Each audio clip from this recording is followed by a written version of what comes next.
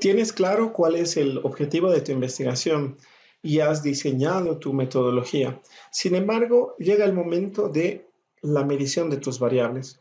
Pero, ¿qué es una variable?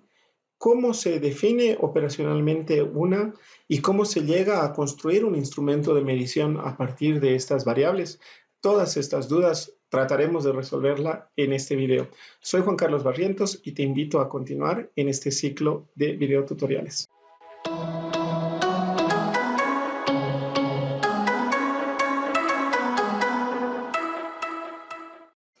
Bienvenido a una entrega más de este ciclo de videotutoriales referidos a la metodología de la investigación. En esta oportunidad hablaremos acerca de la operacionalización de variables. ¿Qué es una variable? Es una característica, una cualidad o una propiedad que puede tener un determinado elemento. En el video anterior referido a el planteamiento de la muestra, hablamos acerca de que la muestra, es decir, los objetos o los sujetos de investigación que vamos a utilizar, no necesariamente son personas, pueden ser cierto tipo de cosas o fenómenos. Entonces, la variable va a representar esta variación que existe en cuanto a este fenómeno o esta característica que estamos evaluando de esta persona o sujeto o cosa. Entonces, cuando no hay variación, estamos hablando de una constante. Y si es constante, no varía. Entonces, si es constante, no hace falta medirla porque con una sola observación ya tenemos el dato de todas. En cambio, la variable lo que nos aporta precisamente es poder entender cómo funciona este elemento en diferentes contextos o en diferentes personas. Las variables pueden ser clasificadas de diferentes formas. En esta oportunidad hablaremos de la clasificación por su naturaleza y por su función. De acuerdo a su naturaleza, las variables van a ser de tipo cualitativas o cuantitativas. Las variables cualitativas podemos dividirlas en dos. Unas van a ser las nominales o categóricas y otras las ordinales o cuasi cuantitativas. Nominal o categórica hace referencia precisamente a que van a servir para darle un nombre o para categorizar, para agrupar. Por ejemplo, acá tenemos dos conjuntos, el grupo A y el grupo B, que pueden ser los hombres versus las mujeres o los casos controles. Recuerdan que en el capítulo en el que hablamos acerca del método, hablábamos del diseño pre-post-test o casos controles, pues puede ser eso, ¿no es cierto? Esa es una variable dicotómica en la cual yo voy agrupando mis muestras o mis datos a partir de si es un caso o si es un control, si es hombre o si es mujer. O también los puedo agrupar en nacionalidades, lugar de origen, nivel económico, alto, medio, bajo, colegio fiscal, colegio particular, consulta privada, consulta pública y cualquier otra característica. Como ven, estas variables no son susceptibles de realizar operaciones aritméticas, es decir, yo no puedo sumar ni puedo restar un boliviano menos un argentino, no. Aquí estamos hablando de cualidades, es decir, la nacionalidad no es un número, es una cualidad. Lo propio ser hombre o mujer o ser de clase alta o clase media. Las variables de tipo ordinales también cumplen con estos requisitos de hablar acerca de cualidades y no cantidades. Por ejemplo, el rango de un militar. No es lo mismo ser un sargento que ser un general. Entonces, hay una variación. No es un número. No puedo dividir un general por un sargento, pero sí hay un rango. Por eso se llaman ordinales, porque van subiendo conforme pasan de una categoría a la otra. Ser primero, segundo o tercero dentro de una competencia también es una variable de tipo ordinal. El nivel de instrucción básico, primario, secundario, terciario, posgrado, universitario, son variables de tipo ordinales, porque el que tiene una formación de posgrado tiene más conocimiento o más nivel de formación que alguien que solo hizo básico, pero eso no es un número. Esa es la principal diferencia entre la cuantitativa y la cualitativa. Las cuantitativas sí son valores numéricos y sí se pueden realizar operaciones aritméticas, porque yo puedo sumar, puedo dividir, puedo sacar un promedio, puedo sacar un porcentaje. En cambio, el porcentaje sí se puede sacar de las variables cualitativas, por decir qué porcentaje fueron hombres, qué porcentaje fueron mujeres. Eso sí, pero yo no puedo sacar un promedio, porque no es algo que pueda sumar o dividir, que pueda dividir sobre todo. Bien, ahora, las variables cuantitativas las vamos a dividir en dos grandes grupos, ¿ya? Que son las discretas o las continuas, ¿ya? Acá hay un pequeño error en las variables discretas o discontinuas, tenía que decir ahí, ¿ya? ¿Por qué son discontinuas? Porque no son susceptibles de fraccionar. La regla que tenemos ahí en el dibujito, vemos, la regla, se puede dividir cada vez en fragmentos más pequeños, del centímetro al milímetro, del milímetro, no sé, al micrón y así seguir bajando. El tiempo yo lo puedo fraccionar en segundos, milésimas de segundo, centésimas, milésimas y así sucesivamente.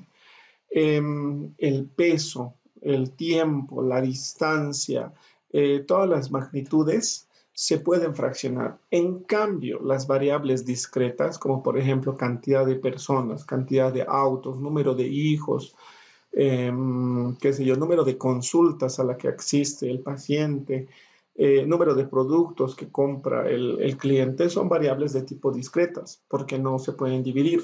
En cambio, el tiempo de interacción con el operario o el tiempo de producción de un elemento, esos sí son susceptibles de fraccionar.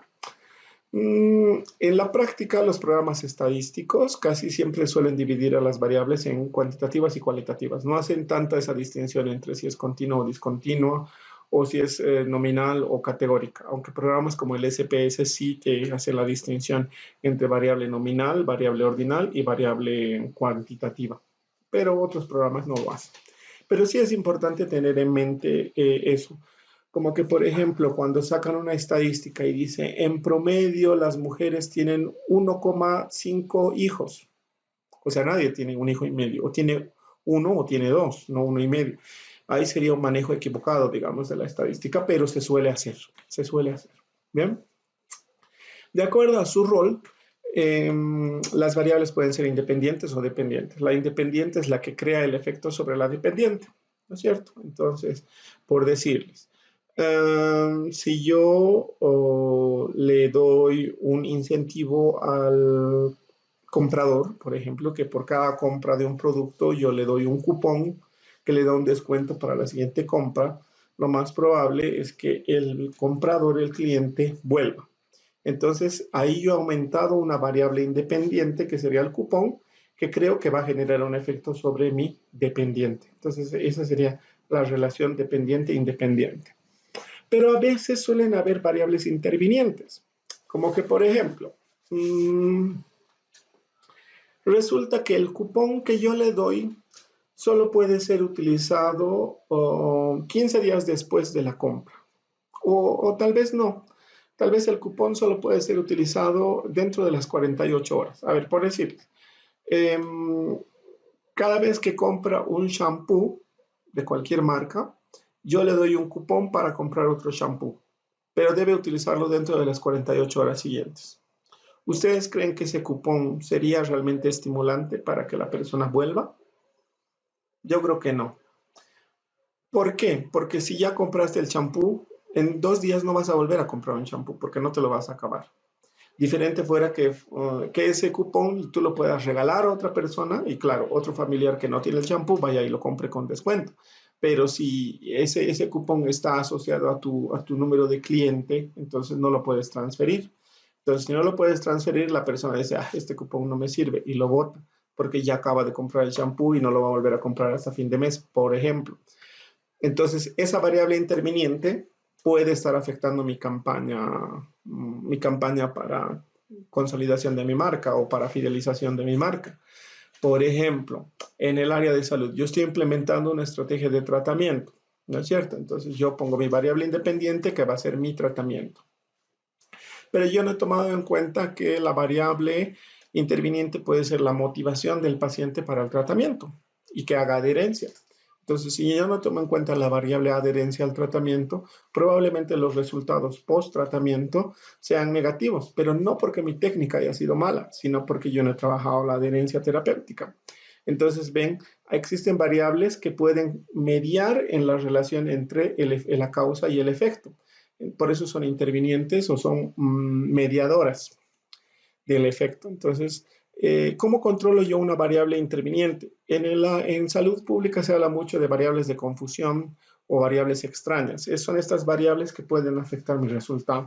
En un video anterior, cuando hablaba acerca de la muestra, había mencionado los criterios de inclusión y exclusión. Entonces, si yo sé que van a haber elementos que pueden dañar mis resultados, yo con los criterios de inclusión o exclusión puedo reducir el efecto de estas variables. Uno, puede ser a través del control muestral, una estrategia para suprimir el efecto de las variables intervinientes.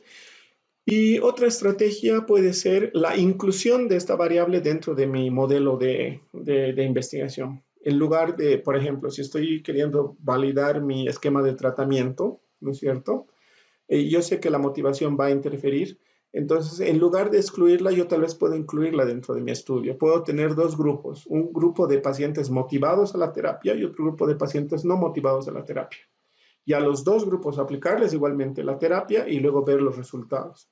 Entonces, si yo veo que los motivados, ¡pum!, fueron para arriba y tuvieron un cambio terapéutico excelente, yo podré decir, mi terapia es útil, sobre todo con pacientes motivados, ¿no es cierto? Entonces, es cuestión de ingenio y es cuestión de ir controlando nuestras variables. Este video va a ser un poco largo, voy a tratar de que no, pero es importante que hablemos de este concepto que voy a abordar a continuación, que es la operacionalización de variables. Suena a trabalenguas, operacionalización de variables. ¿Qué es una operacionalización de variables? Existen variables cualitativas, ojo, que son complejas, que no son sencillas. Por ejemplo, la variable sexo, ¿no es cierto? Sexo, hombre, mujer, ¿no es cierto? Edad, 38. No sé, lugar de nacimiento, Sucre. Entonces, son variables simples. A la pregunta, a la respuesta. Con la simple observación o con la simple pregunta se responde. Pero, por ejemplo, una variable que le digamos, volvamos a la adherencia terapéutica, motivación para la consulta, motivación para la terapia. Por ejemplo, fidelidad de marca. ¿Cuánta fidelidad de marca tiene el cliente? Satisfacción del cliente. Nivel de depresión. ¿Existe un depresiómetro o existe un fidelómetro? ¿No es cierto? O sea, no, estas son variables complejas que son subjetivas. Sobre todo este tipo de variables tienen la característica de que no tienen un significado universal. Lo que aquí puede ser civismo o patriotismo, en China puede ser otra cosa completamente distinta. Entonces, esto hace que para cada realidad, para cada contexto, nosotros debamos medir adecuadamente lo que estamos evaluando, porque yo puedo aplicar un cuestionario de responsabilidad, por decir, ruso o un cuestionario de responsabilidad japonesa, lo aplico en Bolivia y probablemente todo el mundo salga pésimo, porque los estándares de responsabilidad puede que sean muy distintos en nuestros países. Entonces yo tendré que adecuar el concepto de responsabilidad para nuestro contexto y calcular qué es lo que nosotros consideramos responsabilidad. No va a ser lo mismo un cuestionario de fidelidad, por ejemplo, aplicado en países árabes que uno aplicado en países latinos, por decirlo, ¿no es cierto? Porque su cultura es distinta. Entonces, la operacionalización de variables va a ser esta herramienta, esta técnica en realidad, metodología sería en realidad, a través de la cual yo voy a, desde este concepto abstracto, bajarlo y aterrizarlo hasta convertirlo en una variable empírica. De la teoría desciendo hasta lo empírico a través de que tener una definición conceptual, un concepto claro de qué es lo que quiero medir, desmenuzarlo en sus dimensiones y esas dimensiones en indicadores y a partir de esos indicadores construir un instrumento. Entonces este instrumento me permitiría tener una variable empírica. ¿Y eso qué es? ¿Cómo se come? Acá tengo un ejemplo de un artículo científico sobre la adaptación de un cuestionario de alianza terapéutica. Entonces yo consigo primero una definición. Yo quiero medir la alianza terapéutica, es decir, la relación entre el vínculo entre paciente y terapeuta.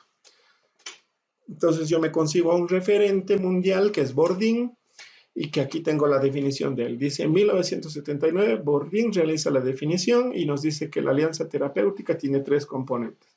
Acuerdo entre paciente y terapeuta en las metas, acuerdo en las tareas del tratamiento y acuerdo y vínculo positivo. entre los dos, la calidad emocional del vínculo entre las partes. Entonces, sobre ese concepto, yo identifico tres dimensiones. La primera dimensión, los objetivos. La segunda dimensión, las tareas. Y la tercera dimensión, la alianza. Estos objetivos yo los desmenuzo un poquito más. Entonces, lo defino en acuerdo y en desacuerdo. Acá hay un pequeño error. Intercambiemos. El que dice acuerdo en realidad es desacuerdo, porque miren las preguntas. Dice, no entiende, mi terapeuta no entiende lo que estoy tratando de lograr. Eso sería desacuerdo más bien. En cambio, abajo, la que dice mi terapeuta y yo estamos trabajando para lograr objetivos mutuamente acordados. Eso sería acuerdo. Hay que cambiar esa. Hay un pequeño error, mil disculpas. Entonces, yo voy desde la dimensión, desmenuzando en pequeñas partes hasta llegar a los indicadores que van a ser las preguntas clave, o ya sea las observaciones. Si estoy haciendo una guía de observación, qué sé yo, yo estoy midiendo el bullying. ¿Qué es el bullying? Entonces busco una definición, no sé, pues el bullying es el ejercicio arbitrario del poder manifestado a través de violencia física, sexual, no sé, bla, bla, bla, bla, bla. Entonces yo pondré primera dimensión, violencia física, segunda, violencia sexual, tercera, violencia simbólica, qué sé yo. Entonces de la violencia sexual, digo física, categorías, puedo hablar acerca de golpes, empujones, quitarle los alimentos, bla, bla, bla. Entonces, para los golpes, saco indicadores, le pellizca, le empuja, le patea, le pone zancadillas, ¿no es cierto? Entonces, voy desde el concepto, voy aterrizando cada vez más en cosas bien puntuales, bien específicas. Lo ideal es llegar hasta los elementos constitutivos de cada tipo de conducta o de cada tipo de fenómeno, de forma tal que si yo mido todos estos indicadores, puedo llegar a la variable subjetiva. Era subjetiva, era posiblemente difícil de medir, pero a través de estos indicadores yo lo voy a poder cuantificar, le voy a poder dar un valor a esto que parecía intangible. Bien, entonces sugerencias. Una vez definido el tema y revisada la literatura, busquen una definición conceptual, ¿no es cierto? Lo más cabal, lo más completa, lo más profunda sobre lo que usted quiere medir. Luego, recuerde que no todas las variables necesitan operacionalizarse. Ya le digo, o sea, por ejemplo, la estatura, la edad, el lugar de nacimiento, el estado civil, no necesitan operacionalizarse. El diagnóstico, pues, si ya tiene un diagnóstico dado, no necesita operacionalizarse. Pero otro tipo de variables puede que sí, como por ejemplo, que si ya estamos hablando de pacientes, la satisfacción, el estado de bienestar, por ejemplo, ¿qué será bienestar? ¿No es cierto? O sea, ese tipo de cosas sí necesitamos operacionalizar. Bien, si no encuentra una definición, usted construya una. Es decir, si revisa la literatura y nadie ha hablado sobre este tema, nadie ha dado una definición cabal o nadie ha hecho un cuestionario, un instrumento, usted hágalo. Pero base su definición en otros autores que hayan hablado sobre variables similares y construya una definición lo más sólida. Arriésguese a ser el pionero o la pionera, el que inicie sobre este tópico, sobre este tema de investigación. No hay que tener miedo y hay que arriesgarse. Espero que este video haya sido de utilidad y nos vemos la próxima.